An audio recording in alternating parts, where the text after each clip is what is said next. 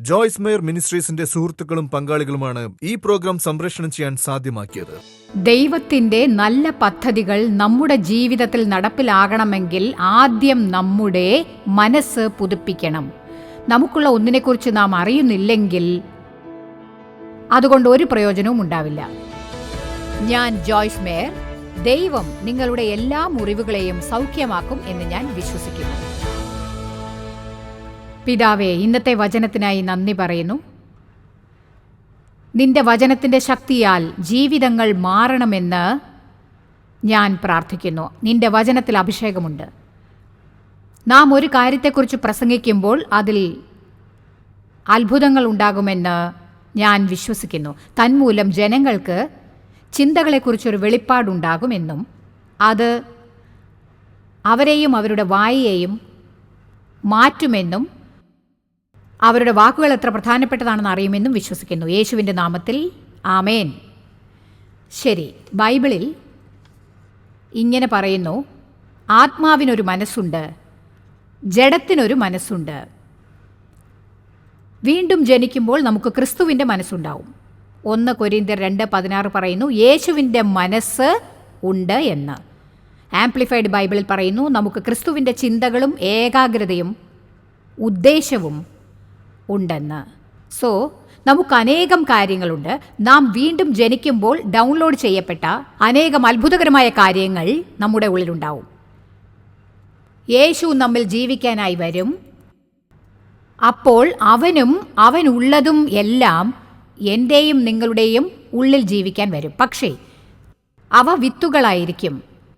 അവയെ നമ്മൾ നനച്ച് വളർത്തണം. ബൈബിളിൽ വചനത്തെ വചനം എന്ന ജലം എന്നാണ് പറയുന്നത്. അതിനെക്കുറിച്ച് ചിന്തിക്കുന്നത് രസകരമായിരിക്കും. വചനമാകുന്ന ജലം.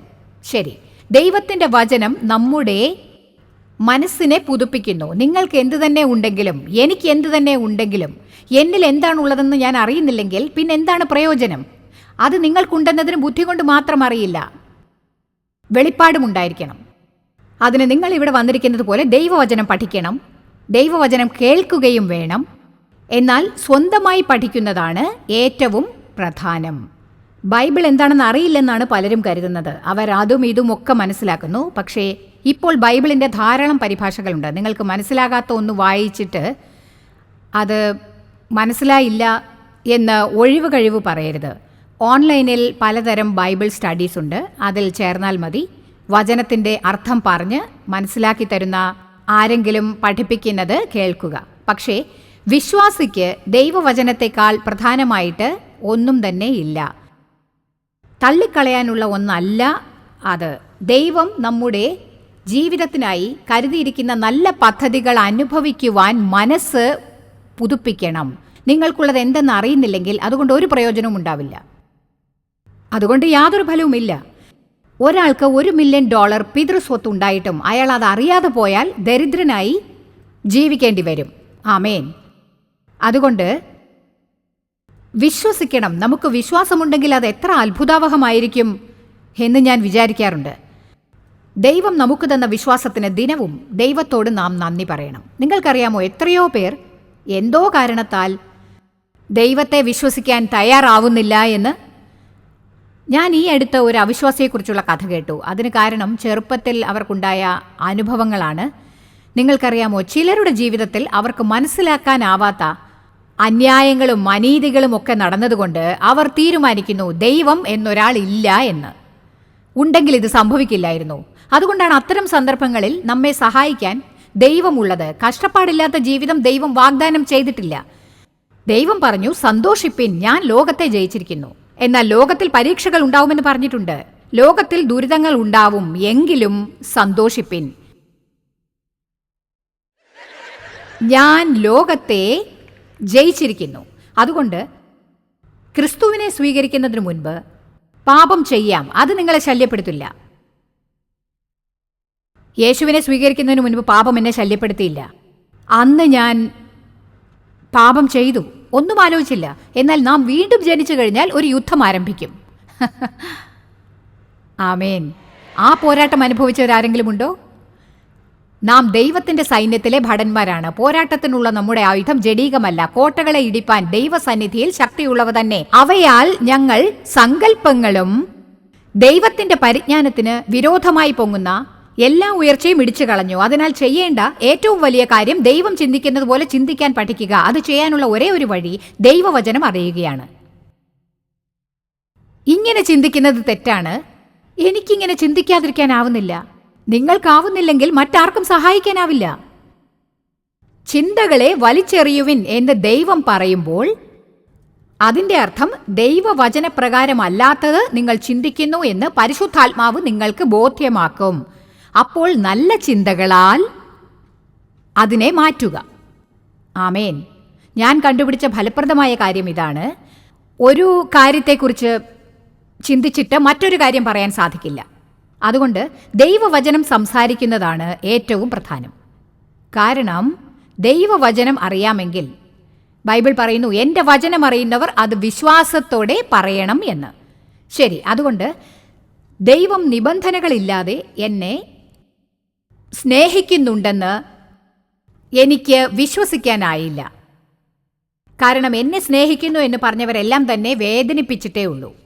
അതുകൊണ്ട് ദൈവം എന്നെ സ്നേഹിക്കുന്നുണ്ടെന്ന് എൻ്റെ തലച്ചോറിലുണ്ടായിരുന്നു, പക്ഷേ അതൊരിക്കലും ഇവിടേക്ക് വന്നില്ല.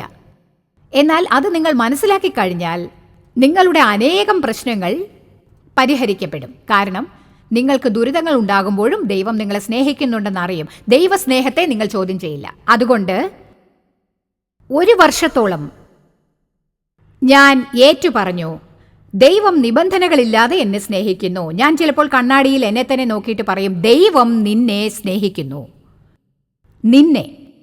ദൈവം നിന്നെ സ്നേഹിക്കുന്നു. എന്നെക്കുറിച്ച് ഞാൻ മോശമായി ചിന്തിക്കാൻ തുടങ്ങുമ്പോൾ അങ്ങനെയല്ല ചിന്തിക്കേണ്ടതെന്ന് ഇപ്പോൾ ഞാൻ മനസ്സിലാക്കാറുണ്ട്. അതിനാൽ തെറ്റായ കാര്യങ്ങൾ ചിന്തിക്കുമ്പോൾ അതിനെക്കുറിച്ച് നമ്മെ കുറ്റപ്പെടുത്തരുത്. ഇങ്ങനെ പറയൂ, ഇല്ല. ഉറക്കെ പറയൂ. സാത്താൻ സംസാരിക്കുമ്പോൾ അവനോട് എതിർത്ത് പറയൂ. അവനോട് ഉറക്കെ പറയൂ, ഇല്ല, ഞാൻ അങ്ങനെ ചിന്തിക്കില്ല. ദൈവം എന്നെ സ്നേഹിക്കുന്നു. ഞാൻ ദൈവത്തോട് നേരുള്ളവളാണെന്ന് വിശ്വസിക്കാനാവാത്ത സന്ദർഭങ്ങൾ എനിക്കുണ്ടായിരുന്നു. 2 കൊരിന്ത്യർ 5:21 പറയുന്നു, പാപം അറിയാത്തവനെ നാം അവനിൽ ദൈവത്തിൻ്റെ നീതിയാകേണ്ടതിന് അവൻ നമുക്ക് വേണ്ടി പാപമാക്കി. എൻ്റെ 50-ാമത്തെ വയസ്സ് വരെ ഞാൻ ഒരുപാട് കുറ്റബോധം പേറിക്കൊണ്ടിരുന്നു. 40കളുടെ അവസാനം 50കളുടെ പകുതി വരെ അച്ഛൻ എന്നെ പീഡിപ്പിച്ചത് കാരണം എനിക്കെപ്പോഴും എന്തോ കുഴപ്പമുണ്ടെന്ന് ഞാൻ കരുതിയിരുന്നു. ഒരു കുട്ടിച്ചാത്തൻ തോളിലിരുന്നു കൊണ്ട് പറയും, എന്താ നിന്റെ പ്രശ്നം, എന്താ നിന്റെ പ്രശ്നം, എന്താ നിന്റെ പ്രശ്നം? നിങ്ങൾ മറ്റുള്ളവരെ പോലെ ആയിരിക്കണം, നീ ശരിയല്ല, നീ അതല്ല, നീ ഇതല്ല, നീ മറ്റെന്തോ അല്ല. എന്നാൽ ഞാൻ അതിനെക്കുറിച്ചുള്ള വചനം വായിക്കാനിടയായി. ചിലപ്പോൾ നാം ചില കാര്യങ്ങൾ വായിക്കും, എന്നാൽ അതിലേക്ക് വേണ്ടത്ര ശ്രദ്ധ പതിപ്പിക്കില്ല. ഫിലമോൻ 1:6 പറയുന്നു, എൻ്റെ പ്രാർത്ഥനയിൽ നിന്നെ ഓർത്ത് എപ്പോഴും എൻ്റെ ദൈവത്തിന് സ്തോത്രം ചെയ്യും. വാവ്! നമ്മുടെ ഉള്ളിൽ കുഴപ്പങ്ങളുണ്ടെന്ന് നാം സ്വീകരിക്കണം. ഞാൻ ഇതാണ്, ഞാൻ അതാണ്, ഞാൻ ഇതല്ല, ഞാൻ അതല്ല. പകരം ക്രിസ്തുവിലൂടെ നിങ്ങളിലുള്ള നല്ല കാര്യങ്ങൾ സ്വീകരിക്കണം. ക്രിസ്തുവിലൂടെ. അവയൊന്നും നാം സമ്പാദിച്ചതോ അവകാശപ്പെട്ടതോ അല്ല, പക്ഷെ അവയെല്ലാം ക്രിസ്തുവിലൂടെ ഉള്ളതാണ്. സ്വർഗത്തിലേക്ക് പോകാൻ ഞാൻ അതൊന്നും അറിയേണ്ടതില്ല. ക്രിസ്തുവിനെ രക്ഷിതാവായി സ്വീകരിച്ച് ക്രിസ്തു നിങ്ങൾക്കായി മരിച്ചെന്ന് വിശ്വസിക്കണം. അത് വിശ്വസിക്കണം. അതാണ് നിങ്ങളുടെ രക്ഷ. അത് ദൈവത്തിന്റെ ദാനമാണ്. അതിന് നിങ്ങളുടെ പ്രവൃത്തികളുമായി ഒരു ബന്ധവുമില്ല. എന്നാൽ നിങ്ങളുടെ ജീവിതം സന്തോഷിക്കണമെങ്കിൽ, അതെ, ശരിയാണ്, നിങ്ങൾ ദയനീയനായ ക്രിസ്ത്യാനിയാകണോ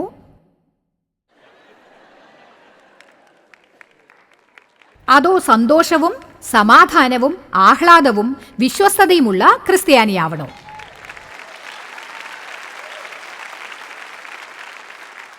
പക്ഷെ അത് തീരുമാനിക്കപ്പെടുന്നത് നേരായത് ചിന്തിക്കാനും സംസാരിക്കാനും വിശ്വസിക്കാനും പഠിക്കുന്നതിലൂടെയാണ്.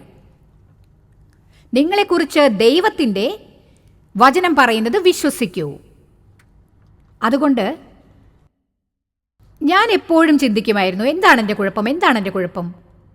എന്തുകൊണ്ടോ അച്ഛൻ എന്നോട് ചെയ്തതിന് കുറ്റക്കാരി ഞാനാണെന്ന് വിചാരിച്ചിരുന്നു. അത് പലർക്കും സംഭവിക്കാറുള്ളതാണെന്ന് ഞാൻ ചിന്തിച്ചില്ല. എന്നാൽ കുട്ടിയായിരുന്നപ്പോൾ ഈ ലോകത്തിൽ ഇങ്ങനെ സംഭവിക്കുന്നത് എനിക്ക് മാത്രമായിരുന്നു എന്ന് ഞാൻ കരുതി. ആ കാലത്ത് ആരും ലൈംഗിക പീഡനം, വ്യഭിചാരം ഇവയെക്കുറിച്ച് ആരോടും പറയാറുമില്ല, ആരും പറഞ്ഞു കേട്ടിട്ടുമില്ല. എൻ്റെ അമ്മ, പാവം അമ്മയ്ക്കെപ്പോഴും എൻ്റെ അച്ഛനെ പേടിയായിരുന്നു. കാരണം അച്ഛൻ അക്രമാസക്തനായിരുന്നു, നീചനായിരുന്നു. കുടിച്ചിട്ട് വീട്ടിൽ വന്ന് അമ്മയെ മർദ്ദിക്കും. അതുകൊണ്ട് അച്ഛനെ വിട്ടാൽ എന്നെയും സഹോദരനെയും വളർത്തി വലുതാക്കാനാവുമെന്ന ധൈര്യം അമ്മയ്ക്കില്ലായിരുന്നു. അച്ഛൻ ചെയ്യുന്നത് അമ്മയ്ക്കറിയാം. ഒരിക്കൽ അമ്മ അത് നേരിൽ കണ്ടു, മറ്റൊരിക്കൽ ഞാൻ പറഞ്ഞു. പക്ഷേ അമ്മ അതിനെതിരായി ഒന്നും ചെയ്തില്ല. സോ അച്ഛൻ എന്നെ പീഡിപ്പിച്ചു, അമ്മയോ എന്നെ കൈവിട്ടു. എനിക്കെന്തോ പ്രശ്നമുണ്ട് എന്ന് ഞാൻ എപ്പോഴും കരുതിക്കൊണ്ടേയിരുന്നു. ശരി, പിന്നീട് ഞാനൊരു പ്രസംഗം കേട്ടു. നീതിയെക്കുറിച്ചുള്ള പ്രസംഗം ആദ്യമായി കേട്ടത് കെന്നത്ത് കോപ്ലാൻഡിൻ്റെതായിരുന്നു എന്ന് തോന്നുന്നു. അന്ന് ഞാൻ ചിന്തിച്ചു, അയാൾ പറയുന്നത് സത്യമാകാൻ ഇടയുണ്ടോ? അത് സത്യമായിരിക്കുമോ? ഞാൻ ദൈവത്തോട് നേരുള്ളവൾ ആയിരിക്കുമോ? ഞാൻ ക്രിസ്തുവിൽ ദൈവത്തിൻ്റെ നീതിയാണോ? എന്നിട്ട് ഞാനത് വായിച്ചു. അതിനോട് ഞാൻ യോജിച്ചു. പക്ഷെ അത് ഇങ്ങോട്ടെടുത്തില്ല. അത് ഇവിടേക്ക് കൊണ്ടുവരാനുള്ള ഏക വഴി വീണ്ടും വീണ്ടും വീണ്ടും വായിക്കുന്നതിലൂടെയാണ്. ആ പഴയ തെറ്റായ ചിന്തകൾ തിരിച്ചു വരാതിരിക്കാൻ നിങ്ങളുടെ മനസ്സ് പുതുപ്പിക്കപ്പെടണം. ഞാനിപ്പോൾ ഒരു ചെറിയ കഥ പറയാൻ പോവുകയാണ്. നിങ്ങളെ പേടിപ്പിക്കാൻ വേണ്ടി പറയുകയല്ല. സാത്താൻ ഉണ്ടെന്നറിയാവുന്ന എത്ര പേരുണ്ട് ഇവിടെ? പിശാചുക്കൾ ഉണ്ടെന്നുള്ള കാര്യവും നിങ്ങൾക്കറിയാമോ? അവന് ചെറിയ കുട്ടിച്ചാത്തന്മാരുണ്ട്. ദൈവത്തെ സഹായിക്കാൻ ദൂതന്മാരുള്ളതുപോലെ സാത്താനും പിശാചുക്കളുണ്ട്. ദൈവവുമായി നേരുള്ളവളാകാനായി ദൈവം എന്നെ പഠിപ്പിക്കുകയായിരുന്നു. ഞാനിത് മുഴുവനായി വിശ്വസിച്ചിരുന്നില്ല. ഒരു ദിവസം രാവിലെ ഞാൻ അടുക്കളയിൽ മേശയിൽ കുഞ്ഞിന് പാല് കൊടുത്തുകൊണ്ടിരിക്കുകയായിരുന്നു. ഇന്നവന് 42 വയസ്സുണ്ട്. അത്രയും പഴയ കഥയാണ്. ഡേവിനും എനിക്കും ഒരു തർക്കമുണ്ടായി. അദ്ദേഹം ജോലിക്ക് പോകാനിരുന്നപ്പോഴാണ് തർക്കമുണ്ടായത്. അപ്പോൾ ഞാൻ ഉറക്കെ സംസാരിച്ചിരുന്നു. എന്നെക്കുറിച്ച് നെഗറ്റീവായി പറഞ്ഞു. ശരിയാണ്, ഞാൻ മണ്ടിയാണ്, ഒന്നും ശരിയായി ചെയ്യില്ല, എല്ലാം എൻ്റെ തെറ്റാണ്, ഒന്നും ശരിക്ക് ചെയ്യാൻ അറിയില്ല, ദിവസവും കുഴപ്പമുണ്ടാക്കും. ഇവിടെ സ്വയം മോശമാക്കി സംസാരിക്കുന്നവരുണ്ടോ? എന്നാൽ ഞാൻ ഒരു കാര്യം പറയട്ടെ, സ്വയം മോശമാക്കി സംസാരിക്കുന്നതാണ് ഏറ്റവും മോശമായ കാര്യം. പലരും അങ്ങനെ ചെയ്യുന്നുണ്ടാവുമായിരിക്കും. പക്ഷെ നിങ്ങൾ നിങ്ങളെപ്പറ്റി ഒരിക്കലും മോശമായി സംസാരിക്കാൻ പാടില്ല. നമുക്കൊരു നല്ല ജീവിതം തരാൻ വേണ്ടിയാണ് യേശു ഒരു വലിയ വില കൊടുത്തിരിക്കുന്നത്. നിങ്ങളത് മനസ്സിലാക്കണം. നമുക്ക് വേണ്ടി നല്ലൊരു പദ്ധതി കരുതിയിട്ടുണ്ട്. ബൈബിളിൽ ഫിലിപ്പിയർ 2:10 പറയുന്നു, അവൻ നമുക്കായി മുൻകൂട്ടി ഒരു നല്ല ജീവിതം കരുതി വെച്ചിട്ടുണ്ട് എന്ന്. നാം അതിലൂടെ നടക്കണം. തന്നാലാവുന്നതെല്ലാം ദൈവം ചെയ്തിട്ടുണ്ട്. നമ്മുടെ ജീവിതത്തിൽ യേശു മറ്റെന്തെങ്കിലും ചെയ്യാനായി കാത്തിരിക്കരുത്. അവൻ ചെയ്തത് നാം വിശ്വസിക്കാനായി അവൻ കാത്തിരിക്കുകയാണ്. എന്നിട്ട് അത് നമ്മുടെ ജീവിതത്തിൽ പ്രാവർത്തികമാക്കാനും. അതുകൊണ്ട് നിങ്ങളെക്കുറിച്ച് മോശമായി ചിന്തിക്കുന്നത് നിർത്തുന്നത് വരെ ഞാനിത് പറയും. ദൈവം നിങ്ങളെ നിബന്ധനകളില്ലാതെ സ്നേഹിക്കുന്നുണ്ടെന്നും തന്നോടൊത്ത് നിങ്ങളെ നേരെയാക്കിയിരിക്കുന്നു എന്നും വിശ്വസിക്കുന്നത് വരെ. നാം ചില തെറ്റുകൾ ചെയ്യും. നിങ്ങൾ ആരാണെന്നും നിങ്ങളുടെ പ്രവൃത്തിക്കും വ്യത്യാസമുണ്ട്. നാം ഹ്യൂമൻ ഡൂയിങ്സ് അല്ല, ഹ്യൂമൻ ബീയിങ്സ് ആണ്. അതിനാൽ ഞാൻ ക്രിസ്തുവിൽ ദൈവത്തിൻ്റെ നീതിയാണ്. ഞാൻ തെറ്റ് ചെയ്യും, പക്ഷേ അവയ്ക്കായി ഖേദിക്കുന്നു. ഞാൻ ദൈവത്തെ സ്നേഹിക്കുന്നു. തെറ്റുകൾ ചെയ്യാൻ എനിക്കിഷ്ടമല്ല. ഞാൻ എപ്പോഴും വളർന്നുകൊണ്ടിരിക്കുന്നു, ഞാൻ മാറിക്കൊണ്ടിരിക്കുന്നു. ഇവിടെ ഇരുന്ന് നിങ്ങൾ വളരുകയാണ് എന്ന് നിങ്ങൾക്കറിയാമോ? ഞാൻ പറയുന്നത് ശ്രദ്ധിക്കാതെ ഇരിക്കുന്നത് വരെ വളർന്നുകൊണ്ടേയിരിക്കും. അതല്പം പ്രയാസമാണ്, കാരണം ഞാൻ ഉറക്കെയാണ് സംസാരിക്കുന്നത്. മറ്റുള്ളവരെ ഇഷ്ടപ്പെടുന്നതിന് മുൻപ് നിങ്ങൾ നിങ്ങളെ ഇഷ്ടപ്പെടണം. നിങ്ങൾക്കില്ലാത്ത ഒന്ന് ആർക്കും കൊടുക്കാൻ സാധിക്കില്ല. സോ നിങ്ങൾക്ക് ആവശ്യമുള്ളത് ദൈവം തരുന്നു. അവൻ്റെ സ്നേഹം നിങ്ങൾക്ക് തരുന്നു. ആ സ്നേഹം നിങ്ങൾക്ക് ലഭ്യമാക്കാം. എന്നിട്ട് അത് നിങ്ങളിലൂടെ മറ്റുള്ളവരിലേക്ക് പകർന്നു കൊടുക്കുക. ദൈവം നമ്മുടെ മനസ്സിനകത്ത് നീതി തന്നിട്ടില്ലെങ്കിൽ നീതിയുള്ളവരാകാൻ എങ്ങനെയാണ് പറയുക? എന്നിൽ നീതിയില്ലെങ്കിൽ നീതിയുള്ള കാര്യങ്ങൾ ചെയ്യാൻ എനിക്ക് സാധിക്കുമോ? ആമേൻ. ആത്മാവിൻ്റെ സകല ഫലങ്ങളും നമ്മിലുണ്ട്. എന്നിൽ നന്മയില്ലെങ്കിൽ എനിക്കെങ്ങനെയാണ് നന്മ ചെയ്യാനാവുക? അതുകൊണ്ട് ദൈവകൃപയാൽ ഇവയെല്ലാം നമ്മിലുണ്ടെന്ന് നാം വിശ്വസിക്കണം. അതായത് നമ്മുടെ പ്രവൃത്തികളല്ല നമ്മെ രക്ഷിക്കുന്നത്, പകരം ഇവിടെ എങ്ങനെയുള്ള ജീവിതമാണ് നയിക്കാൻ പോകുന്നതെന്ന് നിങ്ങളുടെ തീരുമാനമാണ്. ഇപ്പോഴുള്ളതിനേക്കാൾ കൂടുതലായി ജീവിതം സന്തോഷിക്കാൻ എത്ര പേർക്ക് സാധിക്കും? ആമേൻ. ശരി, നിങ്ങളെ സ്നേഹിക്കേണ്ട പോലെ സ്നേഹിക്കാത്ത എത്ര പേരുണ്ട് ഇവിടെ? ശരി, ഇനി നാം പ്രവർത്തിക്കാൻ പോവുകയാണ്. ആമേൻ. ഞാൻ പറയുന്നത് വിശ്വസിക്കൂ. അത് ലഭിക്കുമ്പോൾ വളരെ എളുപ്പമായിരിക്കും. പക്ഷേ നീതി എന്നത് ഞാൻ ഇത് ദിവസവും പറയുന്നുണ്ടോ എന്ന് എനിക്ക് കൃത്യമായി പറയാൻ സാധിക്കില്ല. എങ്കിലും കൂടുതൽ നാൾ മിസ്സാക്കാറില്ല. ഞാൻ ഉറക്കെ പറയും, ഞാൻ യേശു ക്രിസ്തുവിൽ ദൈവത്തിൻ്റെ നീതിയാകുന്നു. കുഞ്ഞാടിൻ്റെ രക്തത്താൽ എന്നെ ശുദ്ധീകരിച്ച് മാറ്റിയിരിക്കുന്നു. എനിക്കെതിരായി വരുന്ന ഒരായുധവും ഫലിക്കില്ല. ന്യായവിസ്താരത്തിൽ എനിക്കെതിരായി ഉയരുന്ന നാവ് തെറ്റാണെന്ന് ഞാൻ കാണിക്കും. ഞാൻ വാലല്ല തലയാണ്, താഴെയല്ല മുകളിലാണ്. ഇത് ഓരോ ദിവസവും 3-4 മിനിറ്റ് പറഞ്ഞുകൊണ്ടേയിരിക്കണം. ദൈവവചനം പ്രസ്താവിക്കുമ്പോൾ നിങ്ങൾ താമസിയാതെ വിചാരിക്കും, നിങ്ങൾക്കറിയാമോ, ഞാനത് വിശ്വസിക്കുന്നു. മറ്റാരോ പ്രസംഗിക്കുന്നത് നിങ്ങൾ വെറുതെ കേൾക്കുകയല്ല, ഒരു പുസ്തകത്തിൽ നിന്ന് വെറുതെ വായിക്കുകയുമല്ല. പകരം അതെ, ഞാൻ ദൈവത്തോട് നേരുള്ളവനാണ്. സദാ കുറ്റബോധത്തോടെ ഇനി ഞാൻ നടക്കേണ്ടതില്ല. പാപം ചെയ്യുമ്പോൾ നിങ്ങൾ പശ്ചാത്തപിക്കും, ദൈവം നിങ്ങളോട് ക്ഷമിക്കും. എന്നിട്ട് നിങ്ങൾ ബാക്കി കാര്യങ്ങൾ ശ്രദ്ധിക്കും. യെശയ്യാവ് 43:25 തോന്നുന്നു. അതിൽ പറയുന്നു, എൻ്റെ നിമിത്തം ഞാൻ നിന്റെ അതിക്രമങ്ങളെ മായ്ക്കുന്നു. ഇതെനിക്കിഷ്ടപ്പെട്ടു. തനിക്ക് വേണ്ടി അവനത് ചെയ്യുന്നു. അതുകൊണ്ടാണ് നമുക്ക് വേണ്ടി മറ്റുള്ളവരോട് ക്ഷമിക്കണമെന്ന് പറയുന്നത്. അവർക്ക് വേണ്ടിയല്ല അത് പറയുന്നത്. നിങ്ങൾ ക്ഷമിച്ചോ ഇല്ലയോ എന്ന് അവർക്കറിയേണ്ടതില്ല. പക്ഷെ നിങ്ങൾക്ക് വേണ്ടി അവരോട് ക്ഷമിക്കുന്നു. കാരണം ആ ഭാരവും പേറി നിങ്ങൾ നടക്കരുതെന്ന് ദൈവം ആഗ്രഹിക്കുന്നു. അല്ലാതെ ജീവിതകാലം മുഴുവനും മറ്റൊരാൾ നിങ്ങളോട് ചെയ്തതിന് അവരോട് ദേഷ്യപ്പെട്ടുകൊണ്ടിരിക്കരുത്.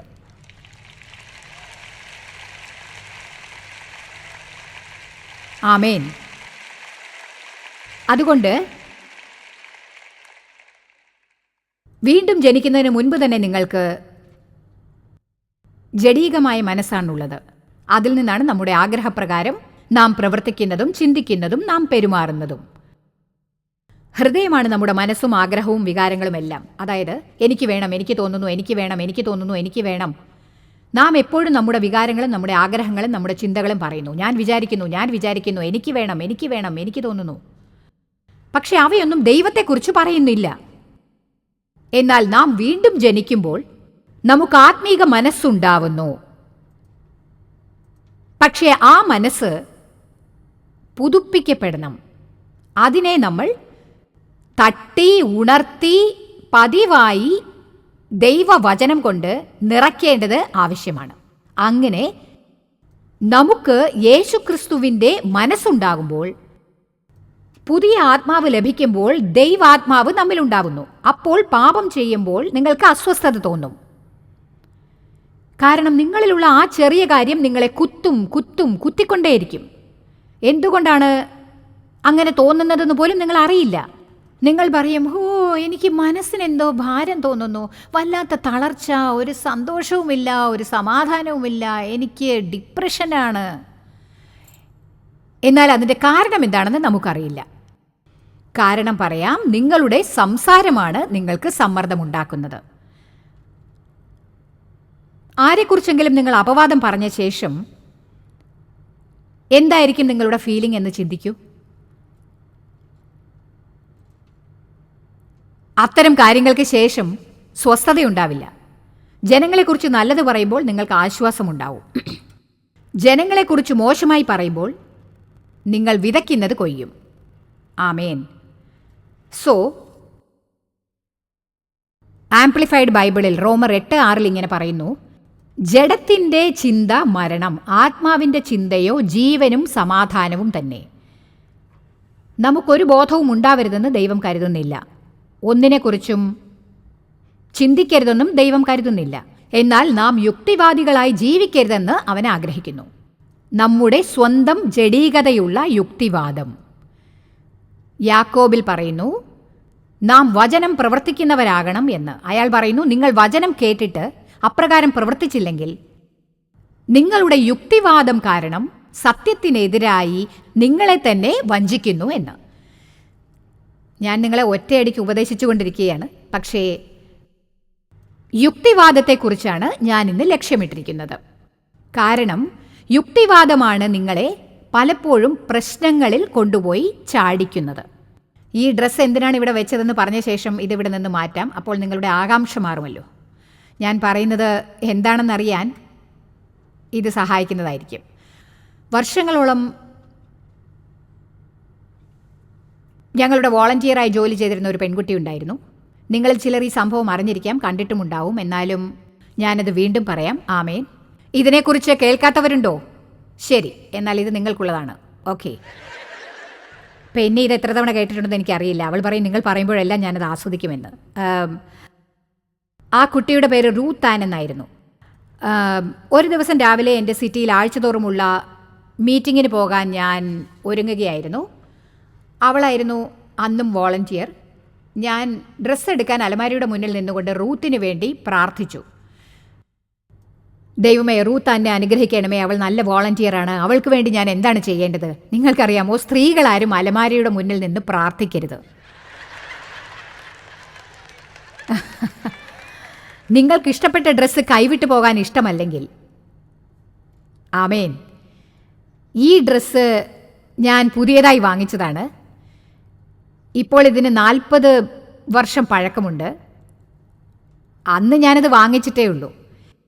എൻ്റെ സൈസിനേക്കാൾ അത് വലുതായിരുന്നു. കാരണം അവിടെ അതേ ഉണ്ടായിരുന്നുള്ളൂ. എനിക്കാണെങ്കിൽ അത് വളരെ ഇഷ്ടപ്പെടുകയും ചെയ്തു. കാരണം ഇതിൻ്റെ കൂടെ തന്നെ ഒരു ഫുൾ സ്കേർട്ടുമുണ്ട്. ഇതിന് കൂടുതൽ നീളമുണ്ടെന്ന് ഒറ്റ നോട്ടത്തിൽ അറിയാനും സാധിച്ചിരുന്നില്ല. കാരണം ഒരു പ്ലാസ്റ്റിക് ബാഗിലായിരുന്നു വെച്ചിരുന്നത്. ഇതിന് മാച്ച് ചെയ്യാൻ ഞാൻ ചുവപ്പും സിൽവറും കലർന്ന കമ്മൽ വാങ്ങിയിരുന്നു. ഡ്രസ്സ് വാങ്ങിയിട്ട് ഏകദേശം 1 മാസമോ 6 ആഴ്ചയോ ആയിട്ടുണ്ടാവും. ഞാൻ ഇട്ടിരുന്നില്ല. അത് പ്ലാസ്റ്റിക് ബാഗിൽ തന്നെ ഇട്ട് അലമാരയിൽ സൂക്ഷിച്ചിരുന്നു. കമ്മൽ ഡ്രോയിലായിരുന്നു വെച്ചിരുന്നത്. എന്നിട്ട് റൂത്ത് ആനിന് ഞാൻ എന്താണ് ചെയ്യേണ്ടതെന്ന് ചോദിച്ചപ്പോൾ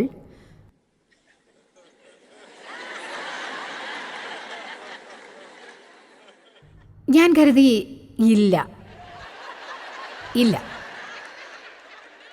കണ്ടോ, ഇതാണ് നമുക്കുള്ള പാഠം. ന്യായവാദം. ദൈവത്തെ അനുസരിക്കാൻ എനിക്ക് വയ്യായിരുന്നു. അതുകൊണ്ട് ഞാൻ വാദിച്ചു, ദൈവം ആ ഡ്രസ്സ് അവൾക്ക് കൊടുക്കാൻ എന്നോട് പറയില്ല. കാരണം അത് പുതിയതാണ്. ഞാനതൊരു 40 പ്രാവശ്യമെങ്കിലും ഉടുത്തിട്ടോ അല്ലെങ്കിൽ അത് കീറിയിട്ടുണ്ടെങ്കിലോ ഞാനത് കാര്യമാക്കില്ലായിരുന്നു.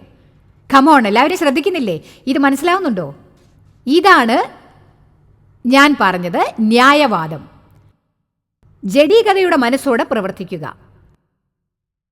അത് നിങ്ങളെ കൂടുതൽ പ്രശ്നത്തിലാക്കും. ഇതാണ് നിങ്ങൾ മനസ്സിലാക്കേണ്ട കാര്യം. ദൈവം നിങ്ങളിൽ നിന്ന് ഒരിക്കലും ഒന്നും എടുത്തു കളയുകയില്ല. നിങ്ങൾക്ക് ചെയ്യാൻ പ്രയാസമുള്ള ഒരു കാര്യം ചെയ്യണമെന്ന് മാത്രമേ ദൈവം പറയുകയുള്ളൂ. നിങ്ങളെ കൂടുതലായി അനുഗ്രഹിക്കേണ്ട ഒരു സ്ഥിതിയിൽ എത്തിക്കാനേ ദൈവം ആഗ്രഹിക്കുകയുള്ളൂ. പക്ഷേ നിങ്ങൾ വിത്ത് വിതച്ചില്ലെങ്കിൽ വിള കൊയ്യാൻ സാധിക്കില്ല. ആമേൻ. അതുകൊണ്ട് ഞാൻ പെട്ടെന്ന് വിചാരിച്ചു, യുക്തിവാദം. ദൈവം പറഞ്ഞിട്ടുണ്ടാവില്ല ഈ ഡ്രസ്സ് പുതിയതാ, ഞാൻ ഇനിയും ഉടുത്തിട്ടില്ല. ഇതും പറഞ്ഞ് ഞാൻ എൻ്റെ കാര്യങ്ങളിൽ ശ്രദ്ധിച്ചു. ഡ്രസ്സിൻ്റെ കാര്യം പറ്റെ മറന്നു. 1 മാസം കഴിഞ്ഞ് ഞാൻ അതേ അലമാരിയുടെ മുന്നിൽ റൂത്ത് ആനിന് വേണ്ടി പ്രാർത്ഥിച്ചു. നാം പലതും മറക്കും, പക്ഷേ ദൈവം മറക്കില്ല. ദൈവം ഒരേ കാര്യം വീണ്ടും വീണ്ടും ഓർമ്മിപ്പിക്കുന്നത് നിങ്ങൾക്ക് ഇഷ്ടമാണോ? വീണ്ടും വീണ്ടും വീണ്ടും ഓർമ്മിപ്പിക്കും. ഇതാണ് ദൈവം എന്നോട് സംസാരിക്കുന്ന വിധങ്ങളിൽ ഒന്ന്. ദൈവം സംസാരിക്കും, ഞാനത് വീണ്ടും വീണ്ടും കേട്ടുകൊണ്ടേയിരിക്കും. വീണ്ടും വീണ്ടും. ദൈവത്തിന് നന്ദി, ഇപ്പോൾ എന്നോട് 100 തവണ പറയാറില്ല, 4-5 പ്രാവശ്യമേ പറയാറുള്ളൂ. അങ്ങനെ ഞാൻ അലമാരിയുടെ മുന്നിൽ റൂത്താനിന് വേണ്ടി പ്രാർത്ഥിക്കുകയാണ്. അലമാരിയുടെ മുന്നിൽ വെച്ച് പ്രാർത്ഥിക്കുന്നത് നല്ലതല്ല. നിങ്ങൾക്കറിയാമോ, എൻ്റെ അലമാര വളരെ വലുതാണ്, ചെറുതല്ല. ദൈവമേ, റൂത്ത് എന്നെ അനുഗ്രഹിക്കണമേ, അവൾ നല്ല കുട്ടിയാണ്, കുറെ കാലമായി വോളണ്ടിയറിങ് ചെയ്യുന്നു. ദൈവമേ, റൂത്ത് വേണ്ടി ഞാൻ എന്ത് ചെയ്യണം? സോ ഞാൻ പിന്നെ പറഞ്ഞത് ഇങ്ങനെയാണ്, പക്ഷേ ദൈവമേ, അതിൻ്റെ കൂടെ ഇടാൻ ഞാൻ ചുവപ്പും സിൽവറും നിറമുള്ള കമ്മൽ വാങ്ങിച്ചിട്ടുണ്ട്. ഞാൻ എന്താണ് കേട്ടതെന്നോ, അത് നിനക്ക് ഇരുന്നോട്ടെ എന്നാണ് ഞാൻ വിചാരിച്ചത്. പക്ഷെ അത് പ്രശ്നമാണെങ്കിൽ അതും കൂടി കൊടുത്തേക്ക്.